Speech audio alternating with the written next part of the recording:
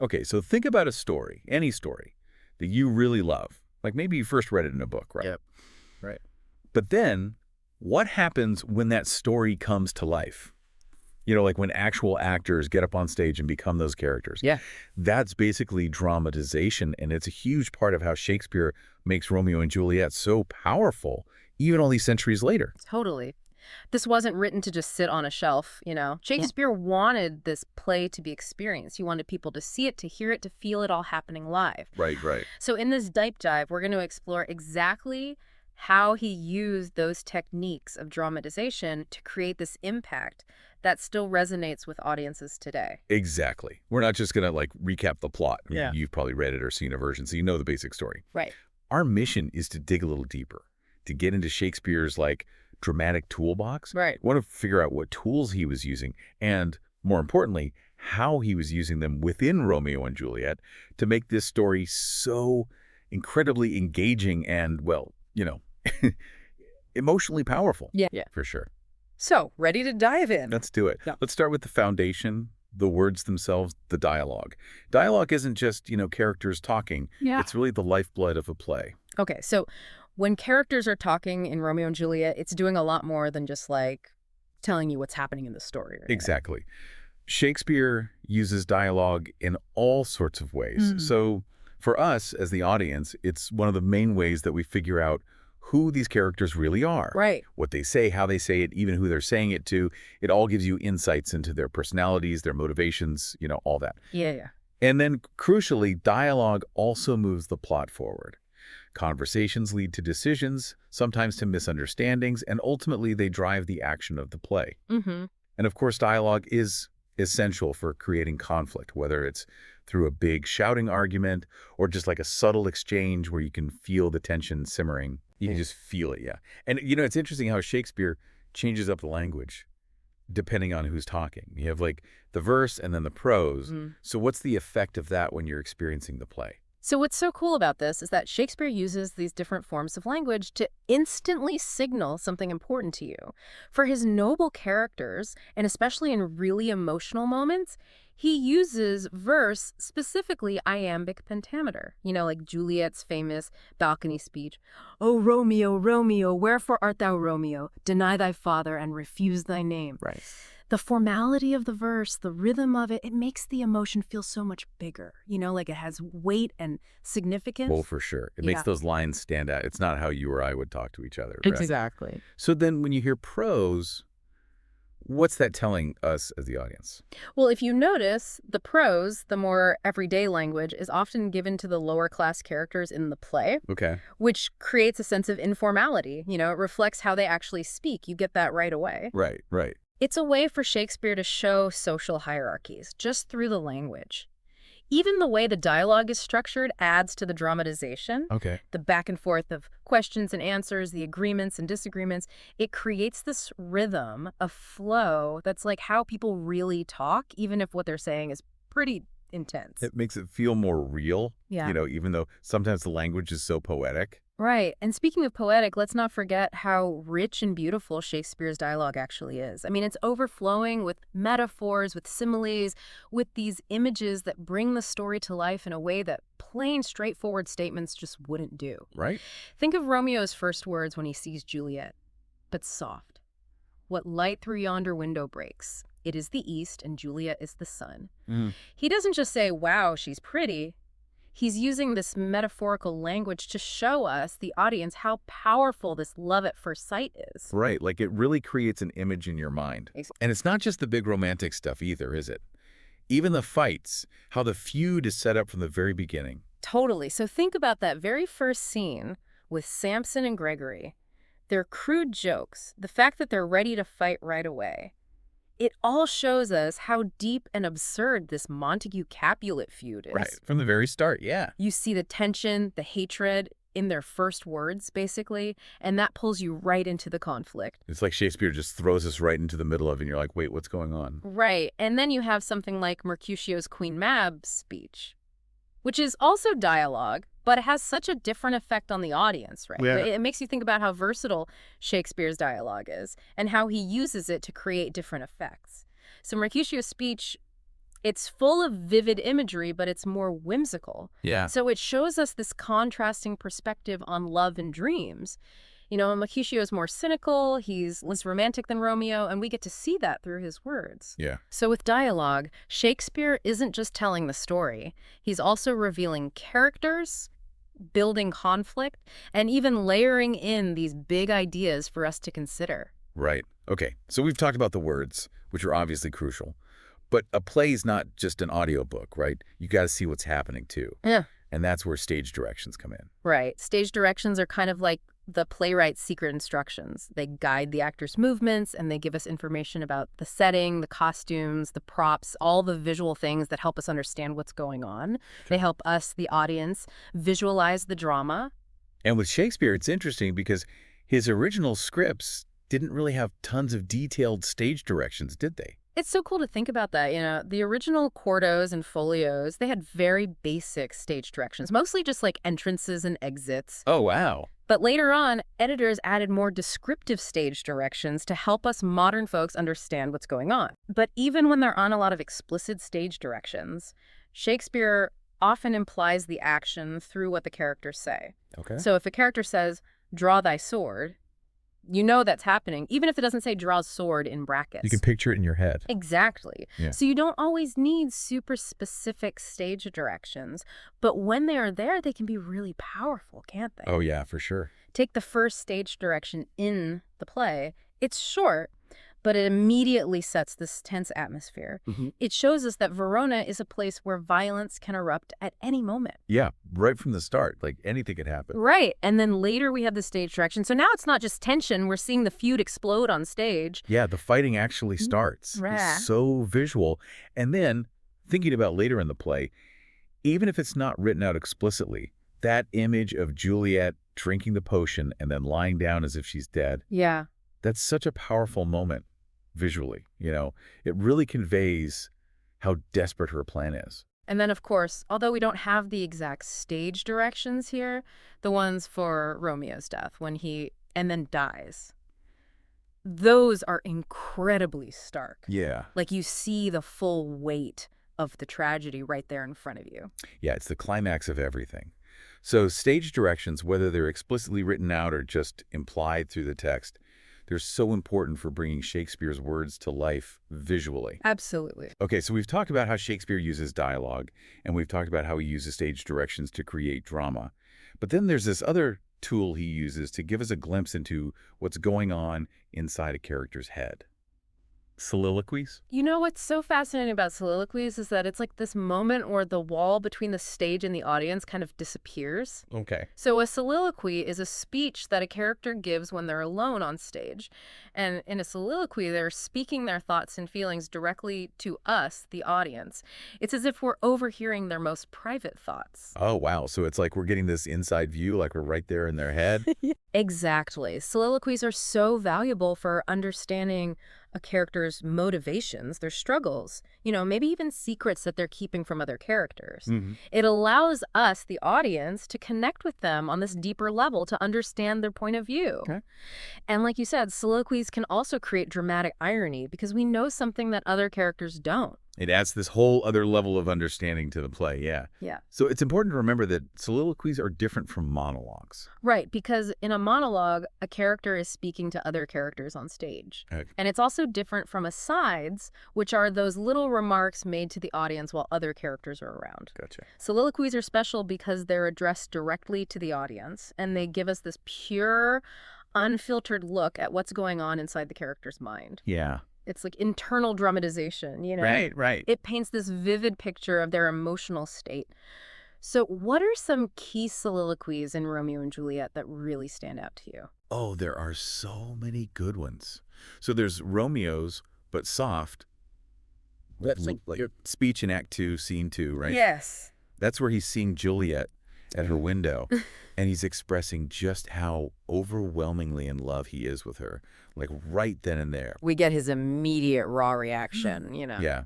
And then there's Juliet's soliloquy in Act 3, Scene 2, Gallop Apace. That one is so full of anticipation. It shows how much she wants to be with Romeo. And then, of course, there's Juliet's soliloquy in Act 4, Scene 3, just before she takes the potion from Friar Lawrence. Right.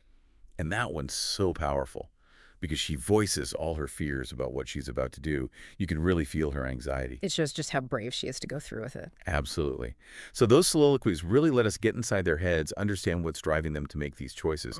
Now, asides, they work a little differently in how they connect with the audience, right? That's right. So an aside is like a quick comment or a short speech that a character gives to the audience, or sometimes even to themselves, while other characters are on stage, but the other characters can't hear it. So it's like a little secret that they're sharing with us. Exactly. Asides are often used to reveal a character's true feelings, maybe something they're hiding from the other characters, or their immediate reaction to what's happening. Yeah. And it's a way for Shakespeare to give us more information, another layer of understanding, without interrupting the flow of the scene. Right, right. Asides can add a lot of humor or intrigue, can't they? Like, we're in on something that the other characters aren't. Absolutely. They can be really witty, or they can create dramatic irony, or just give us a little extra insight.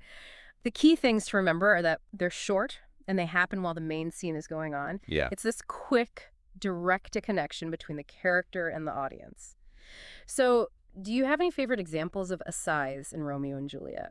Oh, yeah. So in Act 2, Scene 2, during the balcony scene while Juliet's talking, not knowing Romeo's there, Romeo says to the audience, "Shall I hear more or shall I speak at this?" Right. And it's just this quick little line, but it shows us how conflicted he is. He wants to keep listening, but he also wants to let her know he's there. He's torn. Yeah, exactly. And then there's this other great aside in Act 1, Scene 5, at the Capulet feast. So Tybalt hears Romeo's voice, and he realizes who he is. And he says under his breath, "This, by his voice, should be a Montague." Yeah. And that aside is so important because it shows us just how much Tybalt hates the Montagues. Like, he's ready to fight right then and there. It foreshadows the conflict that's going to come later. Exactly. Yeah. Okay, so these little snippets of dialogue, the asides, they can have a big impact on how we experience the play. We've mentioned dramatic irony a few times, but let's dive into that a little more. It sounds kind of complicated, but it's actually pretty simple, right? Yeah, it is. Dramatic irony is basically when the audience knows something that one or more of the characters don't. It's this gap in knowledge, and that gap creates all sorts of suspense and tension. So we're watching, and we're like, oh no, they have no idea what's going to happen. Exactly. And in tragedies like Romeo and Juliet, dramatic irony often foreshadows bad things that are going to happen. Right, right. So it makes the ending feel even more inevitable. Like, you can see it coming, Yeah. but the characters can't. Exactly. And dramatic irony engages the audience on all these levels. Like, we're trying to piece things together. We know more than the characters do, so we're kind of ahead of them. But then we're also emotionally invested because we care about what happens to these characters, and we know they're walking into danger. It's like watching a train wreck in slow motion. Oh. Romeo and Juliet is full of dramatic irony, right? Like, right from the very beginning. What's amazing is that the prologue itself sets up this huge layer of dramatic irony. It tells us the whole story of the star-crossed lovers, so we know they're going to die before the play even starts. And then everything we see unfolds with that knowledge in the back of our minds. And then another key example of dramatic irony comes after Romeo and Juliet get married in secret. Okay. So Tybalt's looking for Romeo to fight him, but we, the audience, know that they're now related through marriage. Oh, right. Tybalt has no idea. So when Romeo refuses to fight him and says, "I have to love thee," his words have this double meaning for us. Yeah, because he means it in two ways, but Tybalt only understands one of them. Exactly, and the dramatic irony keeps going, like in Act 3, Scene 5, when Lady Capulet sees Juliet crying. She thinks Juliet's upset about Tybalt's death, but we know that she's actually crying because Romeo's been banished. Oh, yeah, good point. So everything Lady Capulet says to comfort Juliet is full of dramatic irony. And even Juliet's responses to her mother in that scene, they're intentionally ambiguous. Like when she says, "Indeed, I shall never be satisfied with Romeo till I behold him dead." We understand her true meaning, that she won't be satisfied until she's reunited with Romeo, even if it means death. But her mother takes her words literally, adding another layer of tragedy. It's like they're speaking two different languages. And then, of course, the most heartbreaking dramatic irony happens in the final act. Yeah. Juliet takes the potion, and she looks dead, but we know she's just sleeping. Right. But Romeo doesn't know that. Exactly. And he believes it, and he kills himself. It's this awful misunderstanding that we see coming, and it's just devastating. It's so sad. So Shakespeare wasn't just randomly throwing in dramatic irony here and there, was he? It seems like he really carefully structured the entire play to affect the audience in very specific ways. That's exactly right. Shakespeare's genius is in how he puts the whole play together, both in terms of its structure and its pacing. Those are essential to how the drama unfolds and how we experience it. Okay. So when you talk about structure, what do you mean? I'm talking about the way the story is organized, the order of the events. Romeo and Juliet, like a lot of classic tragedies, follows what's called Freytag's pyramid. Okay. So you start with the exposition, where we're introduced to the characters and the setting, the feud between the families. Right. And then we have the rising action, which includes Romeo and Juliet meeting, falling in love, and getting married in secret, all while the tension between their families keeps growing. Yeah. Then there's the climax, which is the highest point of tension in the play. In Romeo and Juliet, that happens when Tybalt kills Mercutio, and then Romeo kills Tybalt, leading to Romeo being banished. It's like the turning point where everything changes. Exactly. And after the climax, we have the falling action, which includes all the consequences of what just happened. Juliet's forced to marry Paris, and Friar Lawrence comes up with this desperate plan to reunite her with Romeo. And then finally, we have the resolution, which is the ending of the story. In Romeo and Juliet, of course, the resolution is tragic, with Romeo and Juliet both dying, and then their families finally making peace. Right. So this structure gives Shakespeare a framework to build the tension and guide the audience through the emotional journey of the play. It makes the final tragedy feel almost inescapable. Yeah. And then there's pacing, which is how fast or slow the events happen. Shakespeare controls this so carefully to get the biggest emotional impact on the audience. So he speeds things up or slows them down on purpose? Yes. So the main events of the play, from Romeo and Juliet meeting to their deaths, they actually happen in a really short amount of time. Oh, wow. And this fast pace intensifies the drama, you know? It creates this urgency, mirroring how impulsive Romeo and Juliet are, how quickly everything is spiraling out of control. It makes everything feel so intense, like there's no time to stop and think. Exactly. But then Shakespeare will also use scenes that are slower paced, like the balcony scene, to let the audience really appreciate the depth of Romeo and Juliet's love. Okay. It's like a moment of calm in the middle of all this chaos. Right. And then, when the action needs to be really powerful, Shakespeare changes the pace dramatically. Like the fight scene where Mercutio and Tybalt are killed, it's fast and frenetic, showing how sudden and violent that encounter is. You're just on the edge of your seat. Right. And then contrast that with the final death scene, which is much slower, much more deliberate, so the audience can fully grasp the weight of the tragedy. Yeah. This control of pacing is another tool in Shakespeare's dramatic toolbox. It's how he manipulates our emotions as the audience, how he emphasizes the most important moments. It's like he's directing our feelings just through the rhythm of the play. I've always been fascinated by how Shakespeare uses contrasts to make his ideas stand out. It's never just one way or the other, is it? Definitely not. Shakespeare loved using contrasts in the characters, the settings, even in the ideas themselves, and it makes everything so much more interesting. Can you give some examples of contrasting characters? Sure. So at the beginning, Romeo is super romantic. He's got this idealized view of love. But then you have Mercutio, who's much more cynical. He makes fun of Romeo's feelings. And we see that contrast through the way they talk, through their dialogue. And Juliet herself changes so much over the course of the play. At first, she's obedient, she listens to her parents, but then she becomes this fiercely independent woman willing to do anything for love. Right. And you see that difference in how she interacts with her parents. Then there's the nurse, who's very practical and down-to-earth about love, which is the total opposite of Juliet's more idealized, passionate view. And when it comes to the feud, you have Tybalt, who's aggressive and always wants to fight. But then there's Benvolio, who's constantly trying to keep the peace. So all these contrasting characters add so much depth to the play, and they let Shakespeare explore these different sides of the same themes. Right. And the settings themselves can create contrasts too, right? But absolutely. So think about Juliet's balcony. It's this private space for her and Romeo, a place where their love can blossom. But then you contrast that with the streets of Verona, where the feud is constantly erupting. It's like a physical representation of the conflict between their private love and the violence of the outside world. Yeah. And then you have the Capulet Ball, which is full of joy and celebration, where Romeo and Juliet meet. But then that's contrasted with the darkness of Juliet's tomb, where the tragedy ends. Right. So these contrasting settings really emphasize the play's emotional journey, from hope to despair. It's like the environment itself reflects what's happening with the characters. What about contrasting ideas or themes? Well, at its heart, Romeo and Juliet is about this huge conflict between love and hate. Romeo and Juliet's love is so powerful, but it's always being threatened by the hatred between their families. And Shakespeare doesn't just tell us this, he shows us through the violence, through the characters' pleas for peace, through the tragic consequences of that hatred. Right. And the play also explores the contrast between individual desire and societal pressures. Romeo and Juliet want to be together, but they're going up against their families, against the rules of their society.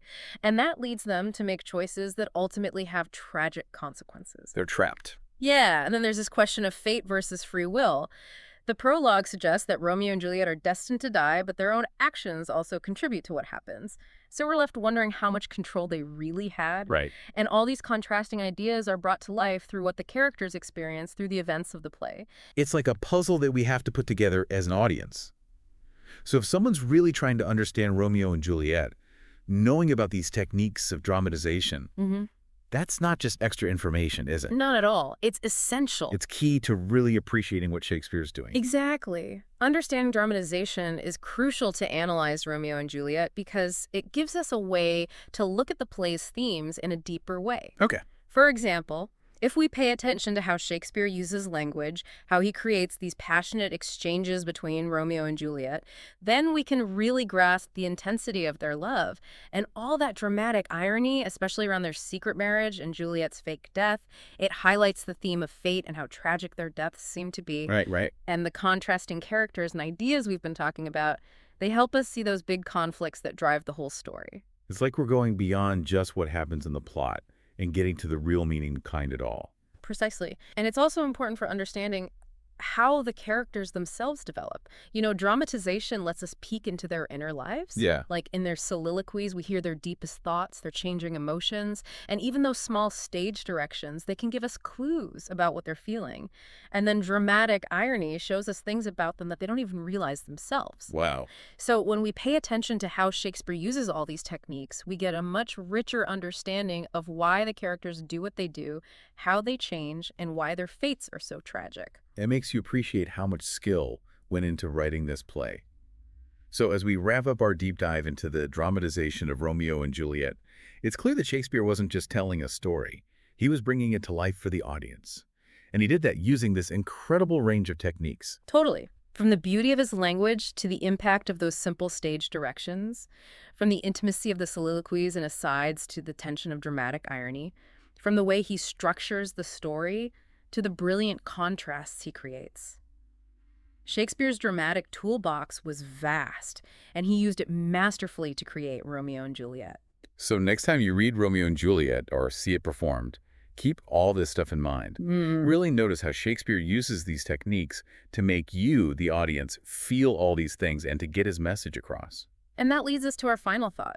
How can understanding Shakespeare's techniques make you a better reader or viewer of other stories? Yeah. Think about movies, books, even video games. How do they tell stories? What can we learn from Shakespeare, even today, about how to captivate an audience? Yeah, good question. Thanks for listening to The Deep Dive. Thanks for having me.